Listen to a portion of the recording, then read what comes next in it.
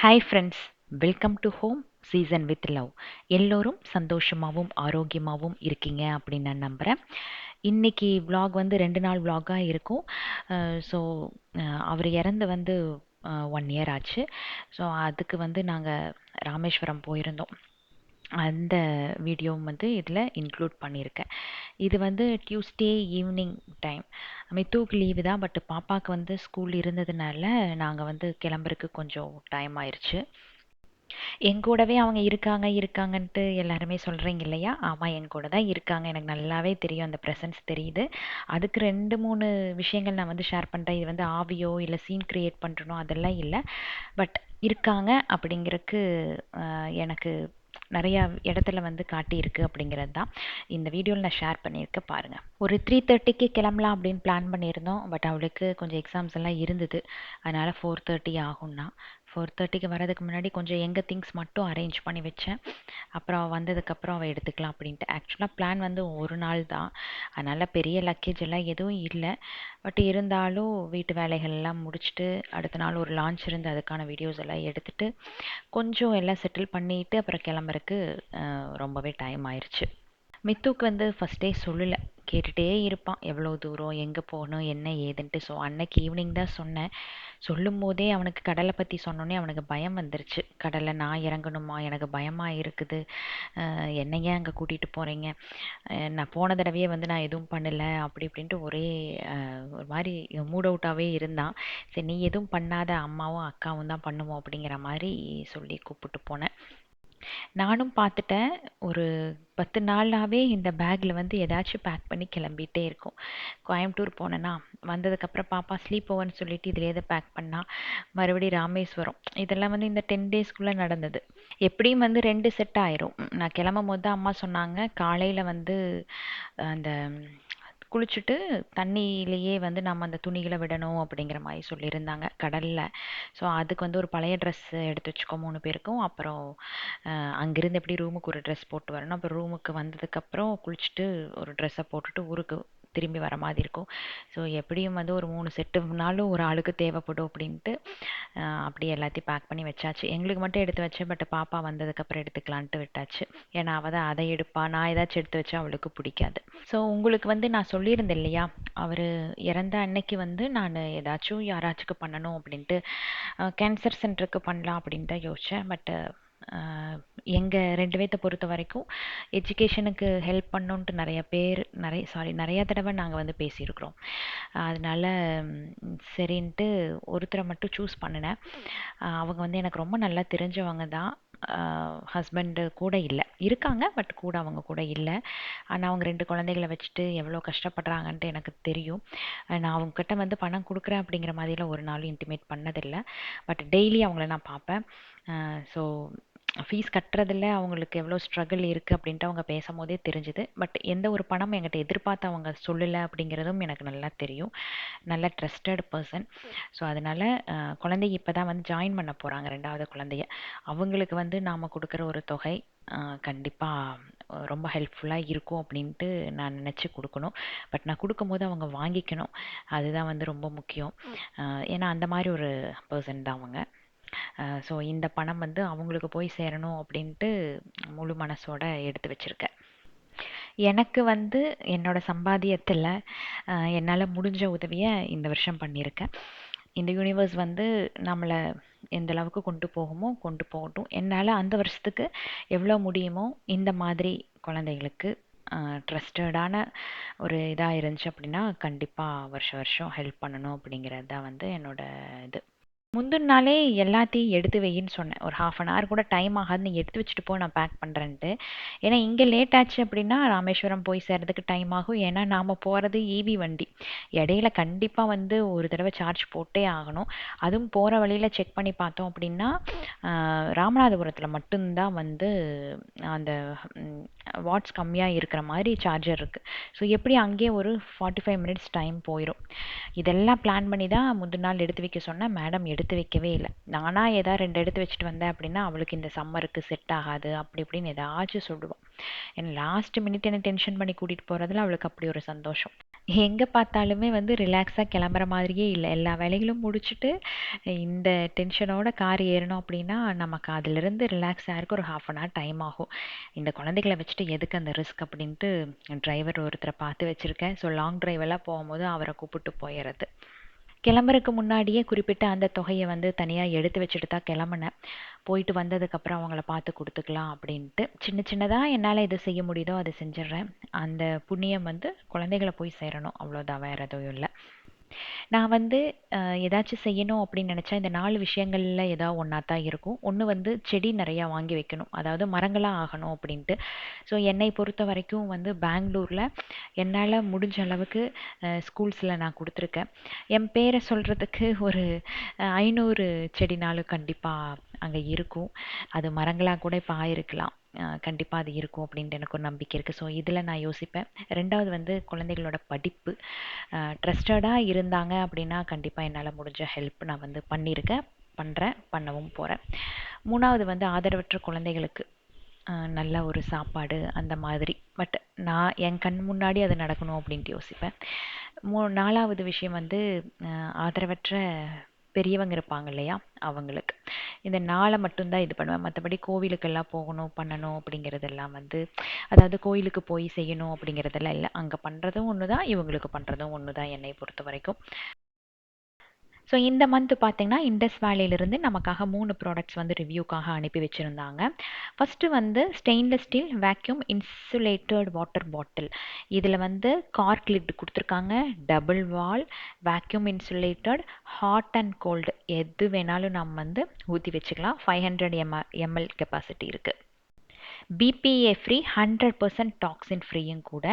Superior temperature retention இதில் இருக்குது. 12 hours வந்து சூடாக வச்சுக்கும், 24 மணி நேரம் கோல்டாகவும் வச்சுக்கும். ஸோ சூப்பரான நல்ல ஸ்டைலிஷான ஒரு பாட்டில் அப்படின்னு சொல்லலாம். ஸ்கூல்ஸ்க்கு இதுக்கெல்லாம் வந்து ரொம்ப யூஸ்ஃபுல்லாக இருக்கும். ட்ராவலுக்குமே நல்லாயிருக்கும். நெக்ஸ்ட்டு வந்து காஸ்ட் அயர்ன் பணியாரக்கல். இதில் 12 பணியாரம் ஊற்றலாம். 12 குழி இருக்கு.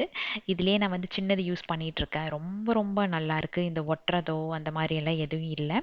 ஜஸ்ட்டு நல்லா வாஷ் பண்ணிவிட்டு நம்ம வந்து எப்பவும் போல் பணியாரம் சுட்டு எடுத்தால் போதும். ரொம்ப ரொம்ப ஹெல்த்தி ஆப்ஷனும் கூட இது. ஸோ இது வந்து நான்ஸ்டிக்கில் வந்து எப்படி வருமோ அதே மாதிரி நமக்கு வந்து காஸ்ட் அயர்னில் சூப்பராக பணியாரம் வந்து சுட்டு எடுக்கலாம். அடுத்தது வந்து ஆப்பக்கல். இதுவுமே ஆல்ரெடி என்கிட்ட ஒன்று இருக்குது. அது வாங்கி 2 இயர்ஸ் ஆச்சு. ரொம்ப ரொம்ப நல்லாயிருக்கு. நான்ஸ்டிக் மாதிரியுமே இந்த மாவெல்லாம் ஊற்றி எடுத்தோம் அப்படின்னா அப்படியே ஒட்டாமல் எப்படி நான்ஸ்டிக்கில் வந்து ஆப்பம் வருமோ அதே மாதிரி இதில் வந்து எடுக்கலாம். பழக்கப்படுத்தணும் அப்படிங்கிறதெல்லாம் இல்லை. ஜஸ்ட் வாஷ் பண்ணிவிட்டு சீசன் பண்ணி நீங்கள் வச்சுட்டிங்கன்னா போதும். ஸோ இது வந்து ஒரு லிட்டோட வருது. இந்த லிட்டை நீங்கள் வந்து பணியாரக்கல்லுக்கும் வேணாலும் நீங்கள் யூஸ் பண்ணிக்கலாம். ஸோ இந்த ப்ராடக்ட்ஸ் எல்லாமே வந்து இண்டஸ் வேலியோட வெப்சைட்டில் நீங்கள் செக் பண்ணி வாங்கிக்கோங்க. டிஸ்கிரிப்ஷனில் லிங்க் கொடுத்துருக்கேன். ஹோம் சீசன் வித் லவ் அப்படிங்கிற கூப்பன் கோட் யூஸ் பண்ணால் உங்களுக்கு எக்ஸ்ட்ரா 12% ஆஃபர் இருக்குது. டிஸ்கிரிப்ஷனில் எல்லா லிங்க்குமே கொடுத்துருக்கேன். தேவைப்பட்டுச்சுன்னா நீங்கள் செக் பண்ணி வாங்கிக்கோங்க. ஸோ ஈவினிங் பார்த்தீங்கன்னா, வீட்டிலிருந்து கிளம்புறக்கு ஒரு 5:00 அந்த மாதிரி ஆயிருச்சு. போகிற வழியில் சார்ஜ் வந்து போட வேண்டியது இருந்துச்சு. ஸோ இங்கேருந்து ஜிஆர்டி போனோம். ஜிஆர்டி அப்புறம் இன்னொரு கடை ஒன்று இருக்குது, ஆர்எம்கேவி. இங்கே 2 இடத்துல தான் வந்து திருநெல்வேலியில் சார்ஜ் போட முடியும். ஸோ ஜிஆர்டியில் மட்டும்தான் வந்து அப்போது டைம் இருந்தது. அதனால் அங்கே போய் போட்டுட்டு அதுக்கப்புறம் நாங்கள் ராமேஸ்வரம் போய் ரீச் ஆகும்போது நைட்டு 1 மணி ஆயிடுச்சு. ஏன்னா இடையில காய்கறிகள்லாம் அப்பா வாங்கிட்டு வர சொன்னார். ஸோ அதெல்லாம் வாங்கிட்டு நாங்கள் ரீச் ஆகும்போது 1 மணி ஆயிடுச்சு. அம்மா, அப்பா, பெரியம்மா, பெரியப்பா எல்லாரும் வந்து அங்கே வந்துட்டாங்க. அவங்க வந்து திங்கட்கிழமை காலையில் ஒரு 7 மணிக்கு வந்து ட்ரெயின் ஏறினாங்க. ஸோ ராமேஸ்வரம் ரீச் ஆகும்போது 12. அங்கே நான் ரூம் புக் பண்ணியிருந்தேன். இறங்கினோடனே 4 பேரும் ரூமுக்கு போயாச்சு. அவங்க ரெஸ்ட் எடுத்துகிட்டு இருந்தாங்க. ஸோ நாங்கள் நைட்டு வந்து ரீச் ஆகிட்டு காலையில் கோவிலுக்கு போகிறதுக்கு கரெக்டாக இருந்தது. காலையில் ஒரு 7 மணி அப்படிங்கும்போது ரூம் விட்டு வெளியே போயிட்டோம் அப்படின்னா எல்லாம் முடிச்சுட்டு ரூமுக்கு வந்துட்டு அன்னைக்கு ஆஃப்டர்நூனே அம்மா, அப்பா, பெரியம்மா, பெரியப்பா எல்லாம் ஊருக்கு கிளம்புற மாதிரி இருந்தாங்க. அதனால் காலையில் கொஞ்சம் சீக்கிரமாகவே முடிச்சுக்கலாம் அப்படின்ட்டு ஒரு 6:00 அப்படிங்கும்போது எல்லோரும் ரெடியாக ஸ்டார்ட் பண்ணிட்டோம். ஆக்சுவலாக வந்து இறந்தது வந்து ஏப்ரல் 24 நைட்டு. பட் திதி வந்து முன்னாடியே வந்துருச்சு. இது பின்னாடியும் வரும். கரெக்டாக சித்திரக்கனி அன்னைக்கு வந்துருச்சு.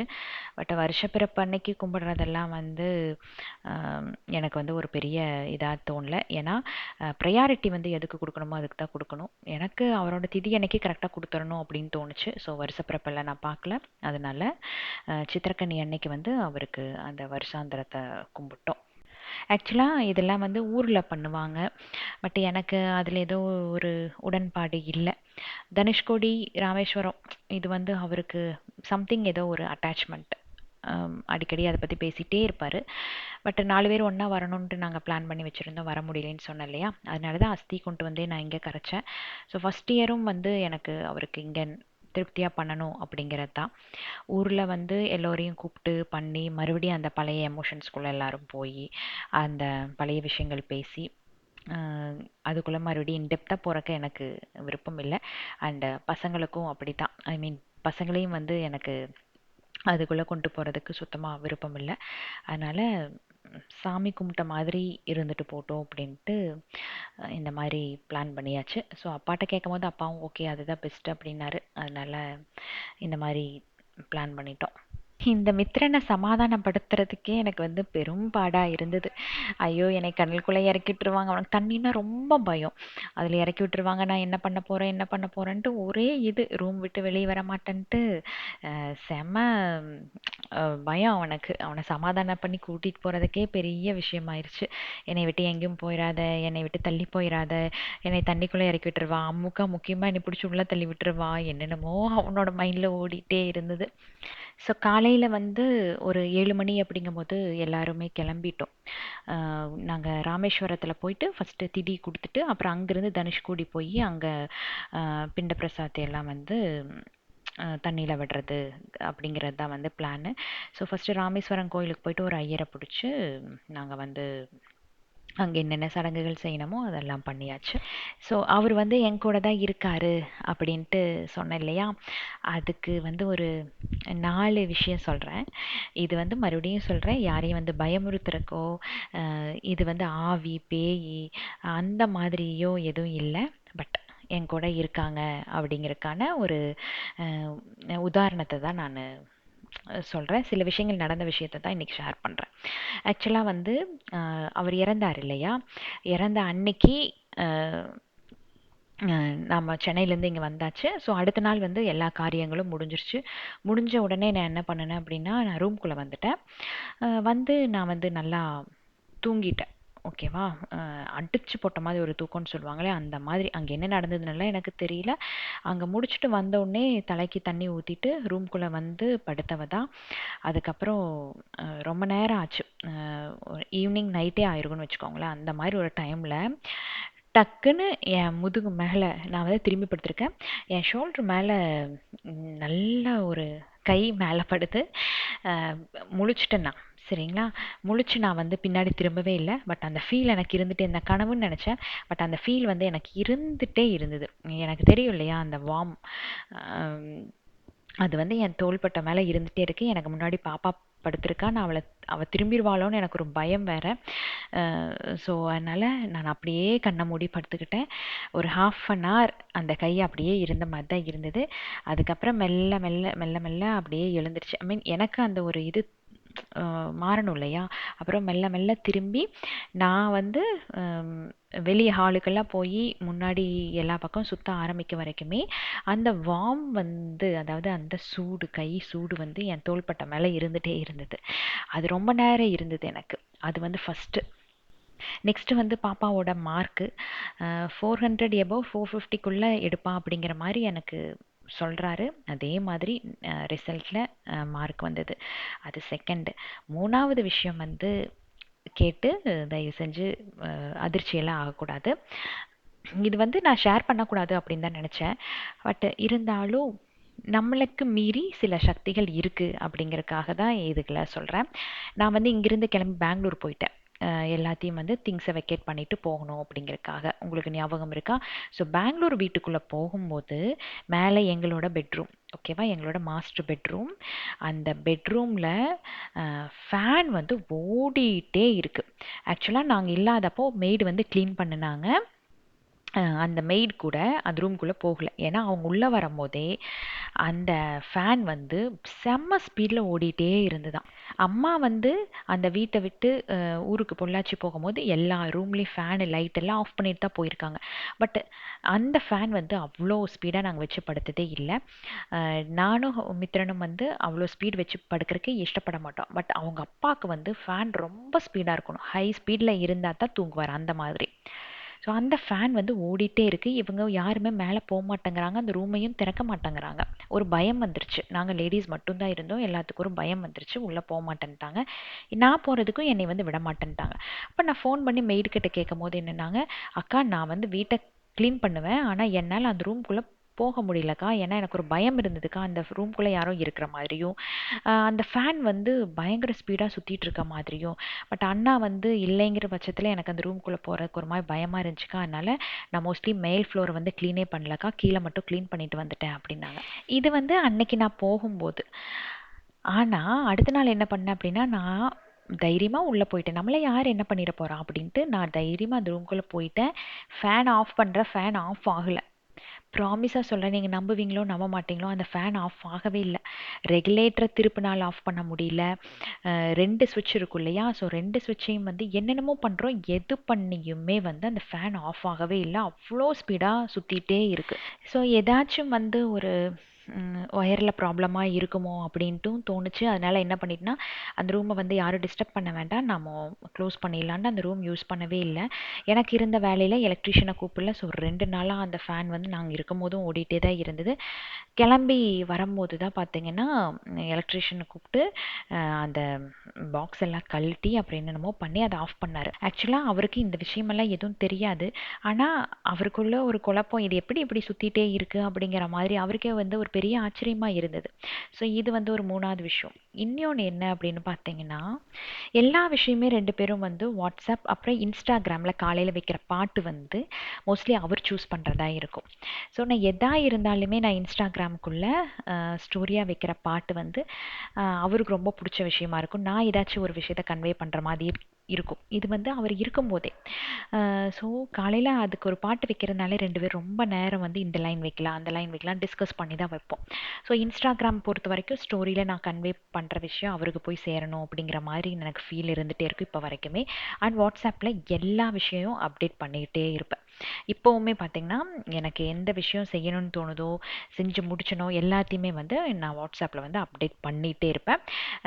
அதாவது அவர் இருக்காரு அப்படிங்கிறதுக்கான ஒரு என்ன சொல்கிறது, ஒரு ஒரு ஸ்ட்ரென்த் எனக்கு அங்கே இருக்கும். அந்த வாட்ஸ்அப்புக்குள்ளே அவர் இருக்காரு, நான் போடுற மெசேஜ் அவர்கிட்ட போகுது அப்படிங்கிற மாதிரி எனக்கு அந்த ஃபீல் இருந்துகிட்டே இருக்கு. இதில் ஷாக்கிங்கான விஷயம் என்னன்னு பார்த்தீங்கன்னா, ஆக்சுவலாக அவரோட ஃபோனில் இருந்து டிபி நான் ரிமூவ் பண்ணிட்டேன். டிபி எதுவுமே இல்லை, அவரோட காண்டாக்டில் இருக்கிற டிபி எதுவுமே இல்லை.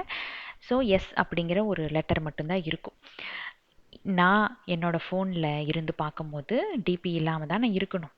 அவார்ட் ஃபங்க்ஷன் அன்னைக்கு காலையில் நான் வந்து ஃபோட்டோ வந்த உடனே ஃபஸ்ட்டு அவரோட வாட்ஸ்அப்புக்கு தான் அனுப்புகிறேன். இந்த மாதிரி நான் அவார்டு வாங்கிட்டேன் அப்படின்ட்டு அனுப்புகிறேன். அனுப்பும்போது பார்த்தீங்கன்னா, அதில் டிபி நானும் அவரும் சேர்ந்து இருக்கிற மாதிரி. யாருமே நம்ப மாட்டீங்க கண்டிப்பாக. நான் டக்குன்னு அவரோட ஃபோன் எடுத்து பார்க்குறேன், அதில் டிபி எதுவுமே இல்லை. ஆனால் என்னோட ஃபோனில் நானும் அவரும் சேர்ந்து இருக்கிற மாதிரி அவரோட கான்டாக்டில் ஒரு டிபி காட்டும் போது எனக்கு எப்படி ஷாக்கிங்காக இருக்கும். பாப்பா அதில் ஓப்பன் பண்ண சொல்கிறேன், பாப்பா அது இல்லை. அது வந்து ஒரு ஸ்பெஷல் டே. ஸோ எங்கூட இருக்காரு அப்படிங்கிறதுக்கான ஒரு ஒரு ஒரு ப்ரூஃப். ஓகேவா? இது வந்து ஒரு தடவை நடந்தது. அதுக்கு அடுத்த நாளே வந்து அந்த டிபி இதாகி போச்சு. அது எப்படி போச்சு, எப்படி வந்தது என்னே தெரியல. இதில் ஒரு ஸ்பெஷல் என்னன்னு பார்த்தீங்கன்னா, அந்த 2 பேரும் சேர்ந்து எடுத்த ஃபோட்டோ வந்து என்னோட ஃபோனில் இல்லவே இல்லை. அது எதிலிருந்து அந்த டிபிக்குள்ளே போகுது அப்படிங்கிறதுமே எனக்கு இப்போ வரைக்கும் தெரியல. ஸோ அன்னைக்கு ஒரு நாள், அதுக்கடுத்த நாள் அந்த டிபி போயிடுச்சா, அதுக்கப்புறம் இந்த தனுஷ்கோடி போனோம் இல்லையா, அன்னைக்கு காலையில் மறுபடி அந்த டிபி மாறிச்சு. சேம் அதே ஃபோட்டோக்கு மாறிடுச்சு. நான் உங்களுக்கு இதிலேயே வந்து ஒரு ப்ரூஃப் காட்டியிருக்கேன், நீங்கள் பாருங்கள். பட் அவரோட நம்பரில் நான் டிபி வைக்கவே இல்லை. என் ஃபோனில் மட்டும் அந்த டிபியை நாங்கள் 2 பேரும் சேர்ந்து இருக்கிற மாதிரி பார்க்கலாம். ஸோ நீங்கள் வந்து வந்து இதில் பாருங்களேன், இதில் 2 பேர் நாங்கள் சேர்ந்துருக்க மாதிரி இருக்கா. பட் அவரோட ஃபோனில் டிபி எதுவுமே வைக்கல. இந்த ஃபோட்டோ தான் ஏதாச்சும் ஒரு ஸ்பெஷல் டே வரும்போது கரெக்டாக அந்த டிபி சேஞ்ச் ஆகுது. இப்போ வரைக்கும் இது வந்து மாறல. பட் இது எப்போ மாறும் அப்படின்ட்டும் எனக்கு தெரியல. நான் வந்து ஃபோனில் ஏதாவது ப்ராப்ளமாக இருக்குமோ அப்படின்னு கூட சில நேரத்தில் நினச்சிக்குவேன்.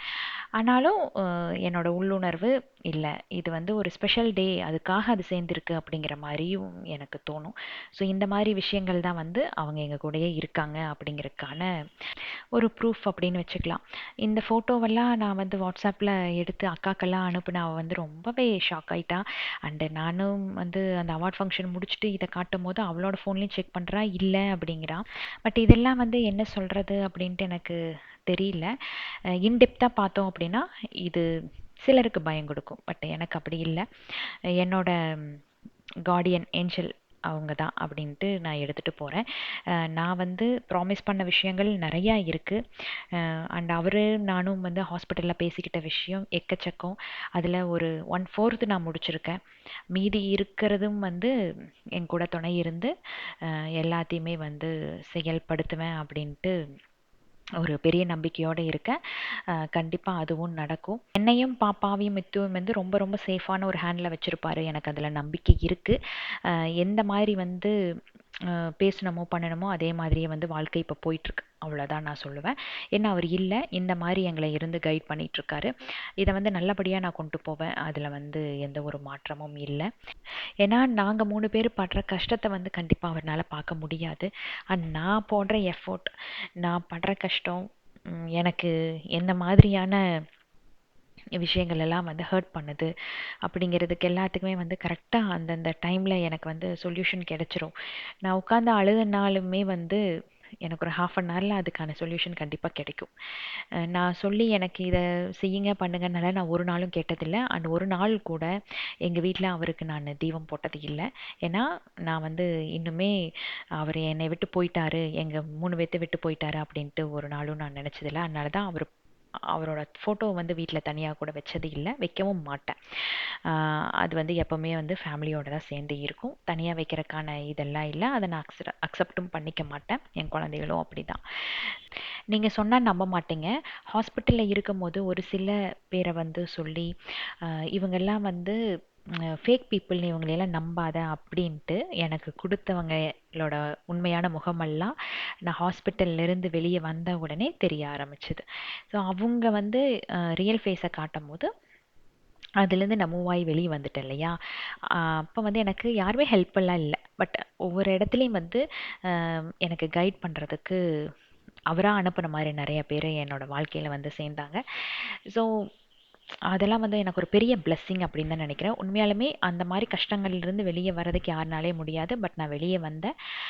அதுக்கான சொல்யூஷன் அவரே கொடுத்தாரு. அவ்வளோதான் நான் சொல்லுவேன். எங்களுக்கு திருப்தி ஆகிற மாதிரி திதி வந்து நல்லபடியாக கொடுத்துட்டோம். அவருக்கு நான் ப்ராமிஸ் பண்ண மாதிரி கால்வாசி கடலை கடந்தாச்சு. இன்னும் வந்து 3/4 கடலை வெற்றியோட அவரோட துணையோட கிடப்பேன் அப்படின்ட்டு உறுதியாக சொல்லிக்கிறேன்.